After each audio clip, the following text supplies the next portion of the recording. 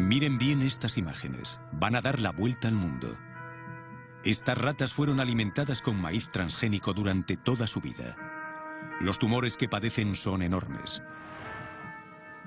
El estudio que permitió revelar el impacto de los OGM sobre la salud de estas ratas se acaba de terminar. Se necesitaron medios técnicos y financieros excepcionales.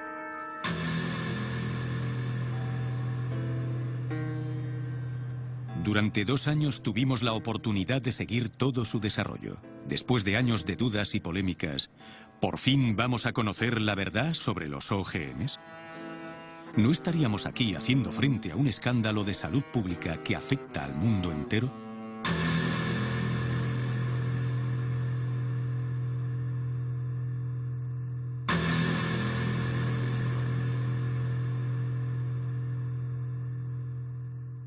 Es, por lo tanto, a día de hoy el estudio más largo y más detallado sobre un OGM. También hicimos a la vez otro estudio sobre el principal pesticida en el mundo, el Roundup. Es un herbicida, pertenece a la principal categoría de pesticidas en el mundo. Trabajamos más de 1 año hasta conseguir maíces transgénicos, porque ningún productor de OGMs quería dárnoslos. Así de sencillo, dado que Monsanto les hace firmar acuerdos para que estas semillas no sirvan para la investigación. O llegado el caso, es necesario tener su acuerdo para hacerlo, y queríamos que el estudio fuese independiente. Es la primera vez que se hacen estudios de 2 años sobre OGMs. Aquí reside ya una gran diferencia. Además, intentamos evaluar el mayor número posible de parámetros bioquímicos y biológicos, con tomas de muestras de sangre reiteradas, tomas de peso y análisis de orina. Estudiamos los parámetros hepáticos, los parámetros urinarios, los parámetros sanguíneos, todos los que podemos estudiar. Los parámetros hormonales que tampoco fueron estudiados en los estudios anteriores. Se trata realmente de una primicia a nivel mundial. Hasta entonces, el maíz NK603, el OGM seleccionado para este estudio, había estado bajo estudio nada más que 3 meses y bajo el control único de su fabricante, Monsanto.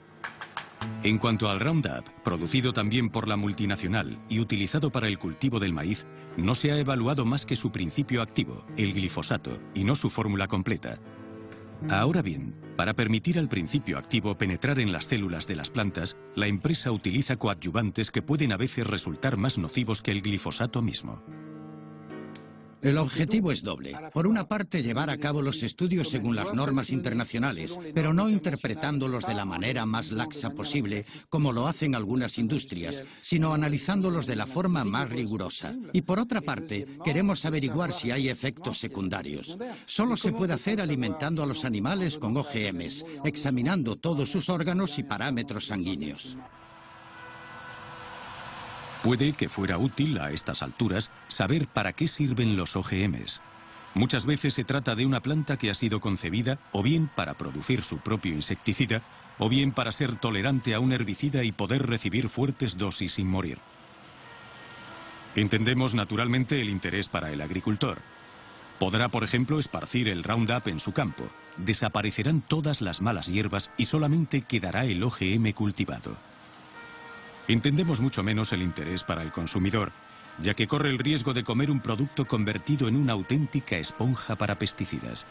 De ahí la importancia de poder evaluar el OGM más los residuos que contiene y el pesticida solo. ¿Por qué no se llegó a someter a examen antes? Porque las compañías hacían sus pruebas, o con OGMs tratados con Roundup, como debe ser, y entonces no se podía distinguir el efecto OGM del efecto Roundup, o las hacían sobre el OGM sin especificarlo. No había realmente ningún estándar en este sentido. Lo que decidimos hacer fue, por fin, acabar con la duda. ¿Se debe al OGM o se debe al pesticida? Ya que durante más de 10 años, las comisiones nacionales no se preocuparon por el efecto del pesticida. Así pues, Europa ni siquiera exige que se lleven sistemáticamente a cabo pruebas de toxicidad crónica sobre animales, y cuando las pide, son las propias compañías las que deciden sobre el protocolo a seguir. En el caso de la patata Amflora, por ejemplo, se hicieron pruebas sobre 30 ratas solamente, de las cuales solamente 10 consumían el OGM. Los maíces de Monsanto fueron probados sobre 400 ratas. A 80 las alimentaban con la planta transgénica, pero solo 40 fueron analizadas con respecto a la sangre. En todo caso, ninguno de estos estudios pasó de los 90 días. Bien, lo que se observa con este resultado es que tenemos grupos de ratas, machos y hembras, que comen OGM, OGMs más Roundup, o Roundup solo. Cada vez que subimos un escalón es una rata que muere, y ya ven que el límite llega a 10, ya que tenemos 10 ratas por grupo. En la curva de puntos vemos las hembras del grupo normal, que comen una dieta normal y mueren. Vemos aquí que solamente mueren 2 animales de muerte espontánea y al cabo de unos 550 días. En cambio, todas las hembras que comen OGMs tratados con Roundup o que beben Roundup, mueren más que las ratas normales. Bueno, entonces se nos puede preguntar, ¿es estadísticamente significativo? A nosotros lo que nos interesa es que hay una mortalidad 6 veces superior en este grupo con respecto al grupo de control. Tenemos, por lo tanto, un aumento del 600%. A este nivel ya no hacen falta estadísticas en biología o en medicina. Un punto importante que subrayar, sin embargo, para aclarar, es que todos los estudios hechos sobre ratas son estudios de 3 meses y como por arte de magia no vemos aparecer ningún trastorno antes de los 3 meses. Los primeros trastornos aparecen al 4.º mes. Significa que los estudios de 3 meses no sirven para nada, sino para tener la conciencia tranquila y hacer que ingiramos productos potencialmente tóxicos. El equipo del profesor Seralini diseccionó cada una de las 200 ratas para analizar con exactitud lo que afectaba a sus órganos. El propósito: intentar entender cómo cada una de las 3 dietas, OGM, OGM más Roundup y Roundup solo, podía incidir sobre el metabolismo de los animales, y en particular, en lo que se refiere a la aparición de tumores que, sin sorpresa, solamente se desarrollan después del 3.er mes. El número de tumores palpables, bien visibles, que aparecen entre los animales durante el estudio, se ven en esta tabla.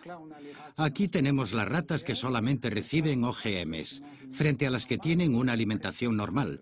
Observen que muy pocos machos tienen tumores y son más resistentes a lo largo del tratamiento. Lo que observamos en estas tablas es que cada vez que subimos un escalón, tenemos grandes tumores que miden al menos 17 milímetros. Para una rata, y podemos enseñar las fotos, es enorme. Podría equivaler a un tumor así de grande para un humano. Es enorme.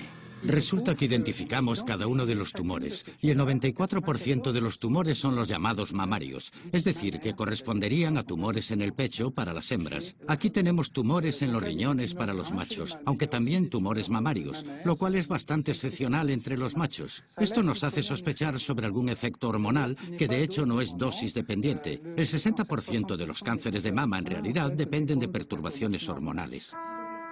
El estudio del profesor Seralini nos reserva una última sorpresa, y es consecuente. Mientras podíamos sospechar que la sobremortalidad de las ratas se debía principalmente al pesticida asociado al maíz, parece ser que el estudio ha evidenciado, por primera vez en el mundo, un efecto debido a la misma transgénesis.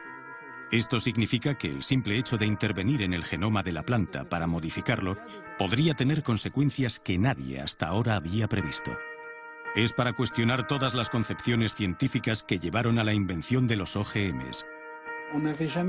Nunca se había probado el Roundup solo, durante 2 años. Dicho esto, con el Roundup, nuestros estudios de células nos mostraban que las células de hígado, embrión, riñones, placenta, cordón umbilical, morían mucho más rápido.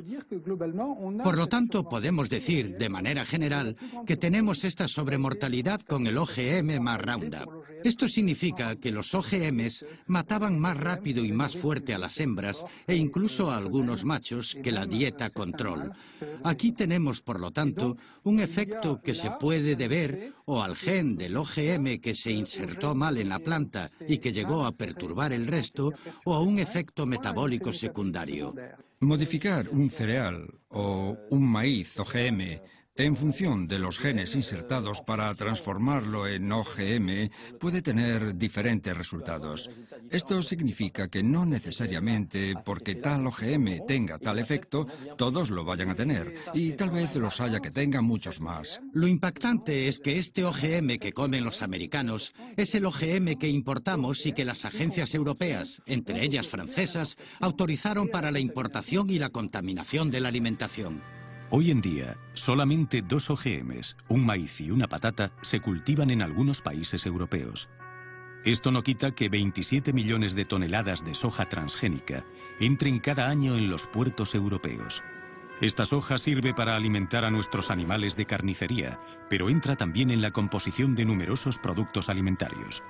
Nosotros lo que queremos con este estudio es primero que haya una moratoria, porque es suficientemente grave como para decir, escuchen, no vamos a comer esto sin conocimiento. El problema es que importamos de todo o cultivamos de todo procedente de Estados Unidos. Y segundo, que se vuelvan a hacer otras investigaciones y que obliguemos a todos los productores de OGMs a rehacer este tipo de estudios antes de ejercer su actividad. Una moratoria suspendiendo el cultivo de OGMs ha sido adoptada en la mayoría de los países europeos. Considerando los resultados del estudio del profesor Seralini, ¿no sería hora quizá de extenderla a todos los OGMs agrícolas alimentarios? En ciencia, para establecer una verdad definitiva se necesitan equipos, tiempo y medios. Demasiado caro, demasiado largo, dirán algunos. Pero aceptando este precio, ¿no hubiéramos podido evitar los recientes escándalos sanitarios? ¿Van a provocar los OGMs un nuevo escenario catastrófico? Es obvio que es un riesgo que no podemos correr. Y mientras esperamos evidencias científicas, es necesario utilizar aquel famoso principio de precaución del cual hablamos tanto, pero que tan pocas veces aplicamos.